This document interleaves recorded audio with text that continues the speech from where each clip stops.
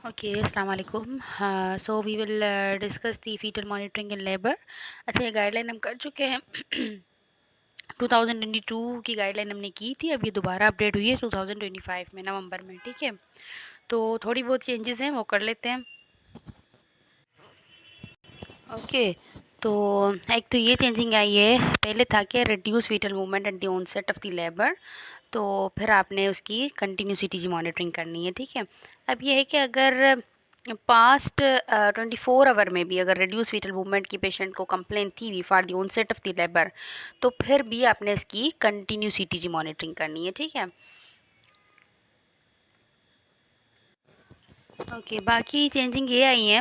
पहले अंबर में late deceleration हम इंक्लूड करते थे, अब लेट डिसलरेशन जब भी आएगी तो वो रेड में आएगा। ठीक है, वो पैथोलॉजिकल सीटीजी हम कंसीडर करेंगे।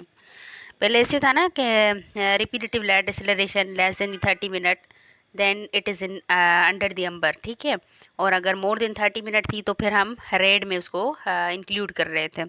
अब इस तरह से नहीं है, अब इन्होंने लेट डिसलरेशन अंबर में से माइनस ही कर दी है, अंबर में है ही नहीं। जब भी लेट डिसलरेशन आएगी वो रेड का फीचर्स है और हम उसे पैथोलॉजिकल सीटीजी कंसीडर करेंगे। ठीक है, तो ये बेसिकली चेंजेस आई हैं न्यू सीटीजी की गाइडलाइन में, जो कि अपडेट हुई है 2025 में। बाकी पूरी गाइडलाइन सेम है।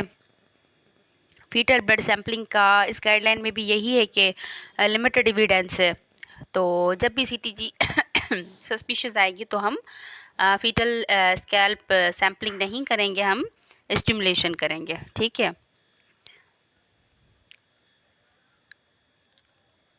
लेट डिसेलरेशन हम कहते किसे हैं, slowing of the foetal heart rate with the onset mid to the end of the contraction and lowest point more than the 20 second after the peak of the contraction and ending after the contraction, that is called the lat deceleration.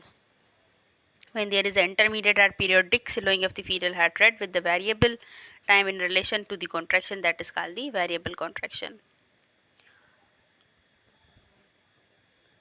तो बाकी ये तो पूरी guideline में करवा चुकी हूँ, बस ये थोड़ी सी चेंजिंग थी इसमें।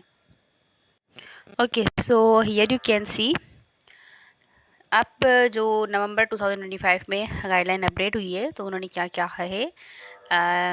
लेट डिसलरेशन हमेशा अब पैथोलॉजिकल सीटीजी में आएंगी। ठीक है, अब ये अंबर का फीचर नहीं है। ठीक है, ये आप याद रखें।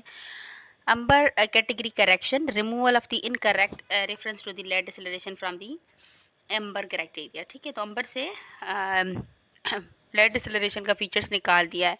अगर रिड्यूस फीटल मूवमेंट पेशेंट को within last 24 hour start of the labour से होती है ना, तो उसमें फिर हमने कंटिन्यूसिटी मॉनिटरिंग करनी है ड्यूरिंग द लेबर। ठीक है, बाकी वेरिएबल डिसलरेशन वही सेम ही है अंबर की कैटेगरी में। फीटल ब्लड सैम्पलिंग पहले भी नहीं रिकमेंड था बाकी सीटीजीज में, सॉरी जीटीजीज में।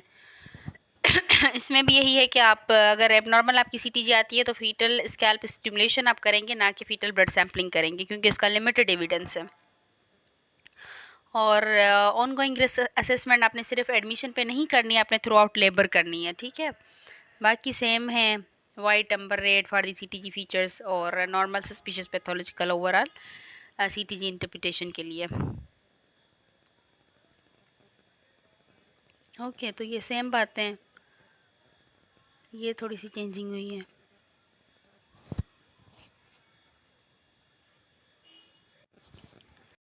ठीक है, तो जब भी सीटीजी एबनॉर्मल आएगी तो नेक्स्ट जो स्टेप हमारा होगा वो डिजिटल फीटल स्कैल्प स्टिमुलेशन होगा। ठीक है, अब जो रूटीन फीटल ब्लड सैम्पलिंग हम करते थे ना, उसको रिमूव कर गया है। ठीक है, और उसके अलावा ऑनगोइंग रिस्क असेसमेंट आपने थ्रू आउट लेबर करनी है, जस्ट एडमिशन पे नहीं करनी।